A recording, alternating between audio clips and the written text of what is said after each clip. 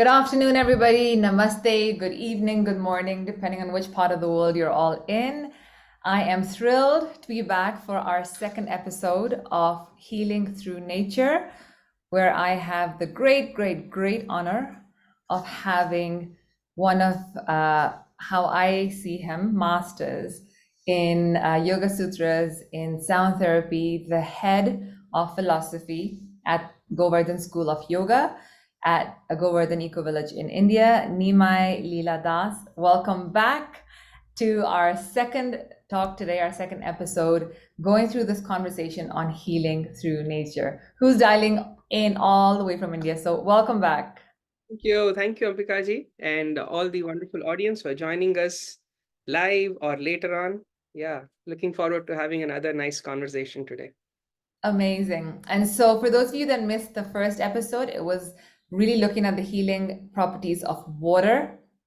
And today we will look at another element, which is the healing properties of fire. We got such an amazing response from the first episode, which was just really, truly extraordinary. And those who are already in the space and understand healing and are really curious to build their knowledge leaned in more. And for many, it was the first time they were getting exposed to this nature of conversations. Either way, there was just a lot of appreciation for getting this education out to the masses. So before we actually delve into today's topic specifically, I would love to zoom out for the benefit of the audience. And Nimai, if you could please just share context when we talk about the 5 elements and healing through nature, could you just get at a very high level what that even means? Well, if you look at the way human beings have always looked at the world around us, we always like to have some models, some systems to analyze and observe the physical reality. And one of the models that was used was, which is very much popular in many traditional schools of thought, is about looking at the world in terms of combination of 5 fundamental elements. The names are earth, water, fire, air, and ether or sky. But then it's when I use the word earth, earth doesn't just mean dirt, or air doesn't just mean, the air we breathe, or water just doesn't mean the water that we drink. They are the prominent representations of these 5 elements. But anything that is solid in nature is within the bigger set of earth. Anything that is liquid in nature is within the bigger set of water. Anything that is gaseous is within the set of air. Anything that has the capacity of form and heat and light is within the space of fire. And anything that has that facilitates permeation is the space element, which creates a sense of distance, sense of separation. So that's the space element. So this is how, in terms of the way we experience the physical world, we experience solids completely different from the way liquids work, right?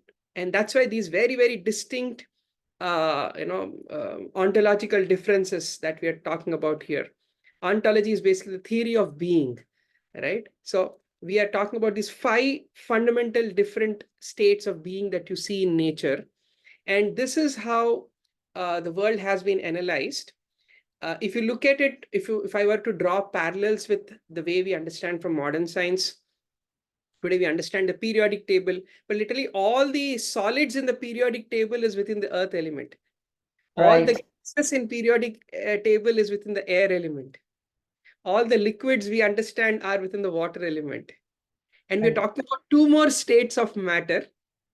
Maybe the closest we have, which is called as plasma state, is what is fire, and ether. We still do not have like a concrete understanding from modern scientific perspective, because the concept of, again, vacuum is not ether. Vacuum is just lack of air. But when you use the word space is literally is what that is creating a sense of distance between me and the screen here right now, between me and the wall behind me. That distance element is the space element, which is the foundation for all the other elements to really be present. Yeah. I'm so glad you clarified that, because I think to a certain extent I did understand ether as the vacuum. Mm, As much as I understood it as a space between me and this device, but it also occurs as a vacuum to me. So I'm really glad for that distinction. So delving into fire. And the reason for anybody that knows nothing about FitBanker or nothing about healing or nothing about energy or nature, the reason why we're rolling out these series, just to reframe it for you, is within FitBanker, our journey is to educate you on this journey and pursuit of optimal health. And health is not just the physical body where you think it's eating the right foods and exercising. There's multiple factors. Within FitBank, we specifically look at nutrition, we will look at movement, which is about 20%. Then there's sleep. There is a mind-body connection, how your psychology and belief systems impact your biology. And then there's social connections, and then your swabhav, i.e. your true nature, and how that is impacted by what you engage in most. At a deeper level, on our Healthy Relationships program, we look at emotional reprogramming. And a big focus and personal passion for me is healing at the energy level. And so, right now, the status of the world is there is an increase in lifestyle diseases. There is an increase in stress, regardless of whatever continent you're at. That's more and more prominent across newer and younger generations. And so, Nimai, if we look at fire as the element we're focusing on today, how does fire have healing properties at all to begin with? If you could explain that to us. And then how do we take that knowledge and apply it so that we have healing happening within us, but also what are practical tips to allow healing using fire externally in our physical spaces, starting with our homes? I know those are three loaded questions. Let's understand fire. Again, fire is not just something that you produce by burning a matchstick. Right. So we do interact with fire in terms of form, shapes, colors, patterns, textures. This is the manifestation of fire in nature, especially the form element. Right? When we spoke of water last time, water specifically manifests as the taste element. But here we're talking about fire as something that has a form. To understand fire, the effect of fire, let's do a little thought experiment. Imagine you're walking in a garden, but this is not an ordinary garden. It's a world where there are no colors. Okay. All you are experiencing are different shades of black, white, and a whole lot of gray. Right. Right? And as you are walking in this garden, imagine suddenly, by some magic, color appears in your black and white world. How will you feel at that moment? If I had no context of color, probably startled, wondering Yes, what is this new entity, this different visual. very good. So I'd say startled, because I would have no other context of whether it is great or scary, if it's joyous or a threat. Okay. So that startling phenomena, that spark that suddenly lit up in you, is Right. the internalization of external fire. Right. So Right. literally, fire is the source of generation, transformation. If you look at it, no change around us can take place without fire. Literally, if you were to talk about any kind of transformation, physical transformation, or even internal transformation in your body, you Right. need the fire element. The heat of fire creates that change. So literally, fire is symbolic of that, of the transformation element within us. And what lack of fire does, it makes us feel stuck. It Mm. makes us feel, even that lack of creativity. We use this expression, don't you have Yeah, that lost the fire. fire to you. Yeah, Yeah, right. So the inner fire. So literally, we talk about that creative spark. So literally, this is what fire does to us. It right. literally makes us alive within. Right? And if you think about it, fire across world traditions has always been a very important connection with transcendence. Again, Right. visualize the sunrise, the time of dawn, which is a very, you asked me about describe the five elements earlier. Yeah. Here is a visual of five elements. Visualize you standing near the ocean, Yeah. near a beach, and watching the sunrise. And as your eyesight progresses from bottom up, you are witnessing earth, Yes. water, Yeah. fire, air, and sky. Right. And fire is that link between the more physical, the more grosser elements, earth and water, and to the subtler elements, air and sky. Right.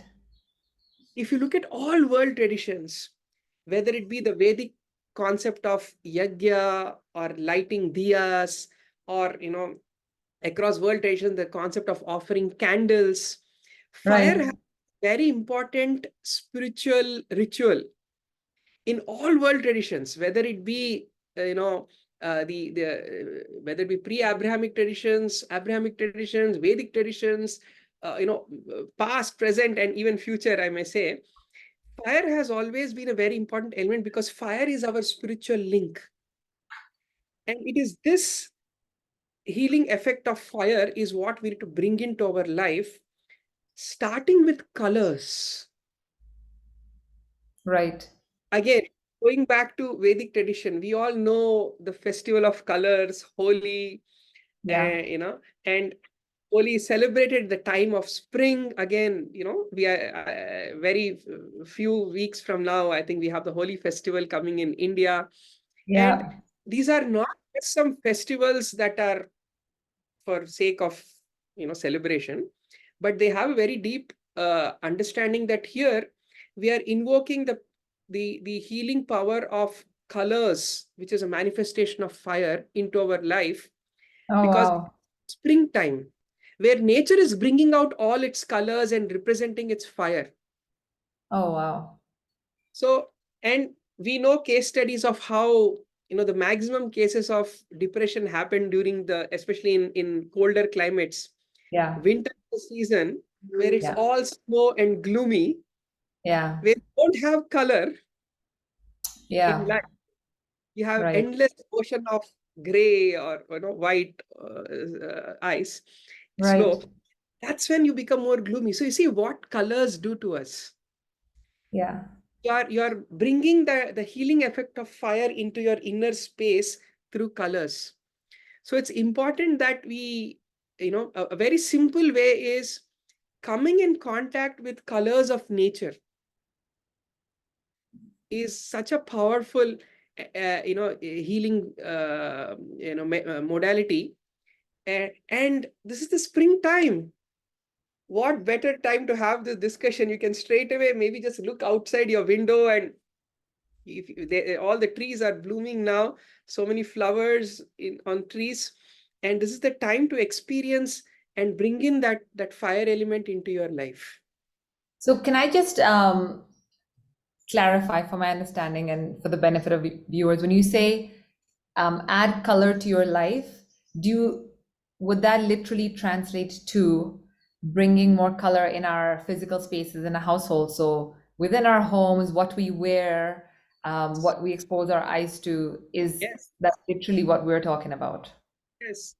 Make your life rich with colors, Right. right? And just looking at the variety of colors, and of course more so if those colors have the source of that color is also it plays an impact, Right. because when you're looking at nature, this is the time when nature is freely distributing all its color healing, if I may Yeah. use that word, right? Right. And it's important that we actually come in contact with nature in this time of the year, and that will help us in continuing for the rest of the year.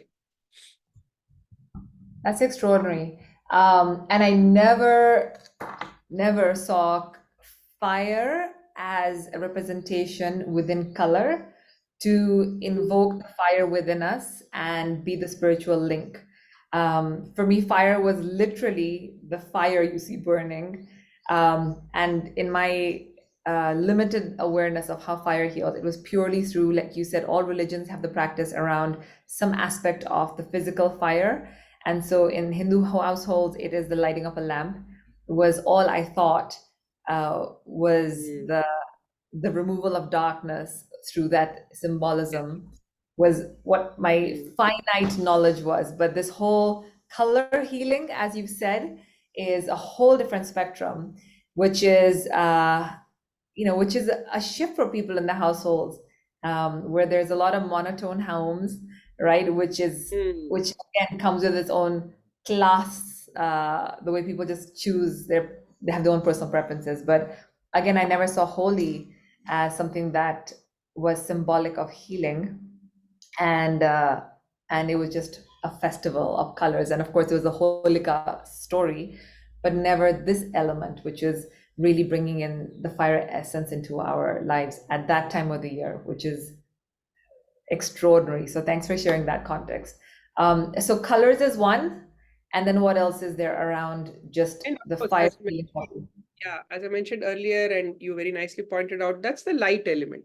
So fire has two components. There is the heat, and there Yeah, is the form or light of it, right? And the second aspect, the second way they can actually bring in the healing effect of fire or energize their body with fire is by in coming in physical proximity with fire. And more than the warmth of fire, we are now talking about the form of fire. A simple thing to do would be just gazing at a lamp, gazing at a candle. In yogic kriya methods, we have this whole concept of trataka meditation, where right, in dark room you set up a ghee lamp. right. Again, why specifically do they talk about ghee lamp? Because when you use ghee as a fuel, because every fuel burns at different it has different calorific values, therefore the heat it gives out is different. For example, when you burn petrol, it gives a different kind of fire. When you burn for example LPG, in India they use a lot of gas for cooking, Yeah, so that has a blue color. So yeah. different fuels colors. So ghee lamp color is something very soothing for the body, and it's important that when you're gazing at that burning ghee lamp, that's a good way of meditation, and it's a way of energizing yourself. And especially when you are feeling a lack of creativity, that lifelessness, as I was speaking earlier, right? When Yeah. you or just a low energy, then it's important that you can actually sit down and gaze at a candle or a ghee lamp, and that's also a good way of experiencing that the fire healing. Oh, wow. That's Yeah. extraordinary because I know that people who are dealing with a sense of directionlessness in life or a sense of feeling stuck, stagnated, not motivated in life, or just so caught up in the everyday rut that there's no sense of motivation, inspiration, because it's just a sense of overwhelm. Constant chronic overwhelm is one end of the spectrum, and the other end of the spectrum is what's the purpose of existing, right? It feels like such a chore and so pointless in everything we take on. And so for those, a ghee lamp sitting in darkness and just observing that ghee lamp is a form of healing through fire. Yes, yes. And how long would you recommend that practice to be done if it's done on a daily basis? So we can start with 8 to 10 minutes, Right?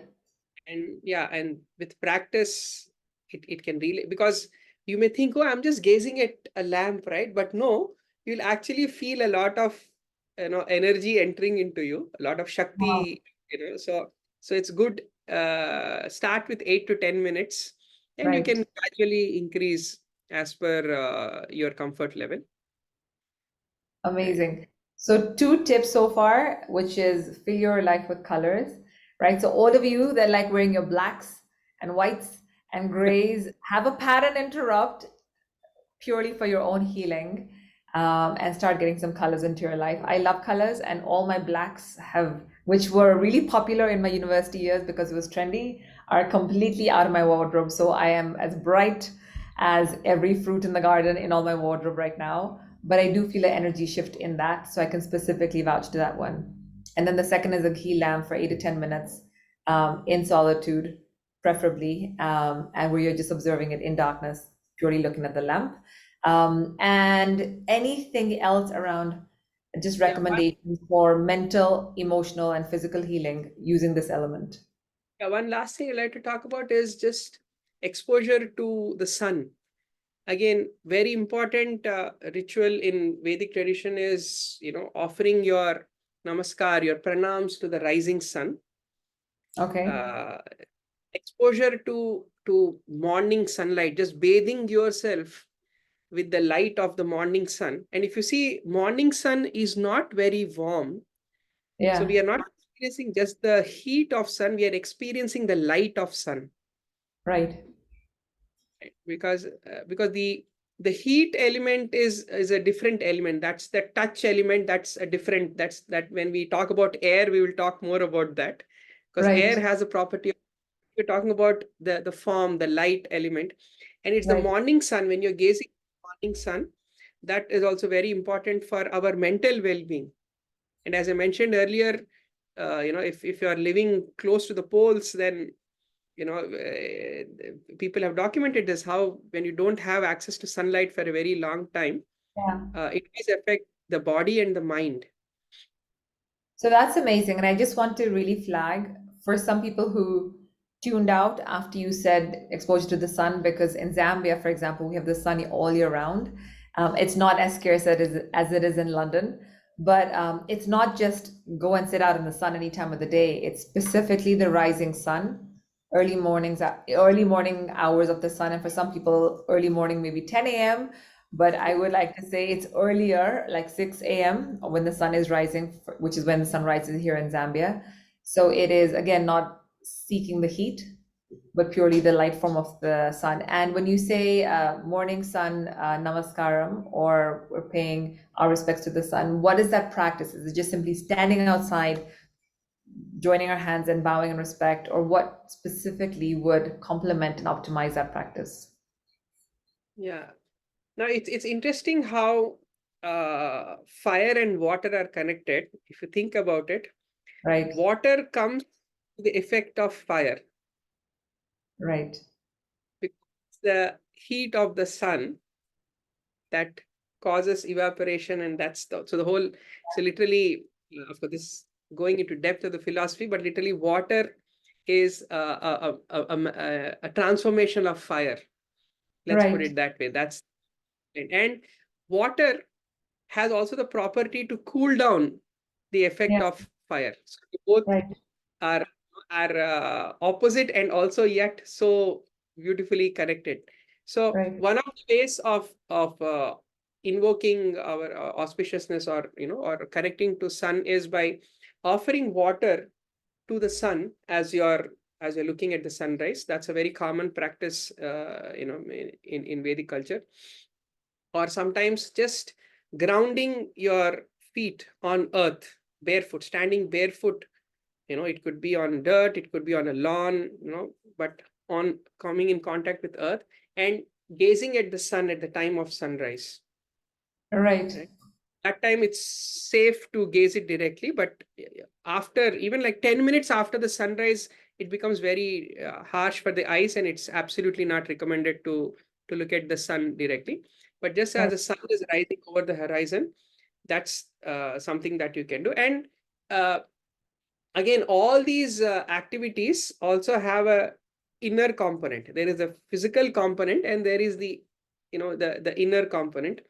The inner yeah, component, it could be a prayer of any form. You could You could recite the Aditya Stotra prayers to the sun god from the Vedas, to even a simple, English language, a prayer within your heart, acknowledging your gratitude to the sun, because sun is literally bringing in life into, Yeah. into your life, and is bringing in life as well. If you think about it, life on this planet cannot exist without sun. Yeah. Every source of energy on this planet is just a transformation of solar energy. Yeah. Whether fossil fuels today are nothing but sunlight that have been captured millions of years ago, Right. right? The trees grew up from sunlight millions of years ago and they became fossils. So it's just captured Right. sunlight, 1 million-year-old captured sunlight. Whether you're talking about the wind power is nothing but, the heat of the sun causing the wind to move. The tides are nothing but the effect of gravitational effect of the sun.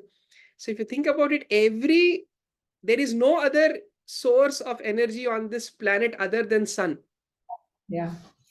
Even if you understand that, acknowledging our gratitude to sun, and understanding that here in this macrocosm of earth, you are not only energizing the entire macrocosm of earth, I, a microcosm within this earth, am also being energized by you, by your presence. Yeah. Right? That understanding this, with this understanding, if you just offer any heartfelt prayer, that's how you invoke. Because this is how things work at an energetic level. The barriers are not physical but mental. Right. So sometimes we may be physically distant, Yeah. but when the mental barriers are not there, there can Yeah. be easy induction of energy. So, question for you, which is, and I'm conscious of time, it's probably my last question, although I could talk to you all evening. You said it's a barrier of the mind, and speaking of energy, induction.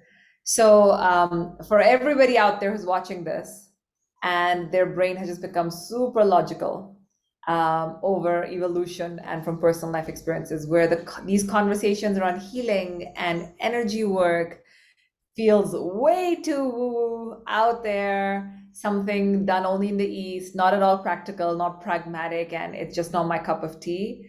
Why should they lean in to listen to this conversation? Okay. See, now I can understand where this question is coming from, because our rationality is very much governed by the worldview that we carry, and our worldview is very much shaped by our experiences and certain teachings that have been given to us. So a lot of our modern worldview is shaped by, the way, for example, main modern science talks about how physical laws work, right? And so therefore, I like to quote from modern science itself. If you look at the whole evolution of science, Yeah. there was a time when we had Newtonian laws, we thought, yes, we figured it out. Yeah. And then suddenly we realized, hey, Newtonian laws don't work at massive, at astronomical scale. So we had to use in relativity, and Einsteinian physics came in. But then now we're realizing at subatomic level, some of these things are also not working. So we have a new field of quantum. Yeah. And when you enter the world of quantum, there is the binary logic of the physical world fails. The binary Yeah. logic of the physical world is, I can be here or I can be there. I cannot be in two places simultaneously. Yeah. But once you enter into the quantum world, a photon can be in two places simultaneously. Right. And that opens up a whole concept of how it's not the physical mass of the photon, it's the energy of the photon. So we are Right. entering into quantum energetic world. So the understanding of how at a fundamental level we are all made of energy is a concept even acknowledged by modern science. It is just that for the tools that we need to survive in our day-to-day life, or to lead our day-to-day life, we don't Yeah. need to think so much at that quantum level. Right. So because of lack of exposure to that, we continue our life with the limited worldview, which is enough to answer many of our questions. But Right. when we are dealing with problems which our present worldview is not able to address, Yeah. this is the time where we need to deepen our knowledge base. Right. And that's where I will encourage our friends to understand and read about the whole world of, say, the quantum energy and quantum healing, where I mean, there's a lot of talk, there are a lot of books also written on this concept that will help them to understand that how the traditional healing modalities are not working on a physical layer, but they're working at this quantum layer, at this energetic layer. So we cannot neglect energy. And at the same time, I would also like to, present the other side of it is, sometimes there's a lot of speculation that is being also presented and the name of energy and the subtle aspects, because there are no proper frameworks right now to present this. So I can understand the lack of trust sometimes people have, because uh, just because of lack of proper presentation in the past. So maybe Right. we need to understand and define better semantics to present this so that people can understand it better. Maybe that could be a topic of our future discussion. I love it. And this is so pertinent right now. At a family level conversation where there's such a very varying degree of comprehension, understanding, and the way you just explained this with such simplicity. A, I love physics, so I always wear my scientist hat on. But B, I love and healing and energy conversations too. And so you've married these two worlds so beautifully. I am definitely going to be watching this on replay again to be able to take this language and have it open your dinner conversation more confidently now. But we are at time, and so I want to say thank you very much. This is really, really important. And for everybody just tuning in, our health, our well being, people bank on us being fit, not just physically, but also emotionally, mentally, and above all, spiritually. To have daily spiritual practices is not a good to do when you have time. It's as important for our soul as oxygen is for our body. And so please watch these lives, share them with your loved ones. Let's make just healing very accessible and possible by our own selves through understanding basic education that's been around for 5,000 plus years, accessible and implementable by us. And today, on this topic of healing through fire as one of the 5 elements, we've got 3 really simple yet powerful tips. One is waking up when the sun rises and paying our gratitude to sun, not because of its heat, but more so really connecting with its light form.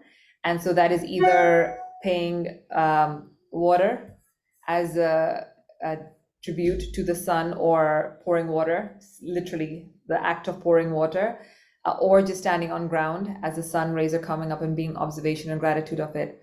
The second is lighting off a lamp with ghee and in darkness. And the third is infusing your life with colors to really bring the essence and element of the essence of the fire element into our lives. 3 simple practices, very, very doable. And again, the choice always is ours, whether we take these actions on or not. But healing is accessible, healing is possible. And my personal commitment is that we're unshackling ourselves from limiting beliefs about what's possible for the human body and the human mind, and really allowing us to have the most optimal experience we possibly can in this physical form, in this lifetime that we've been gifted.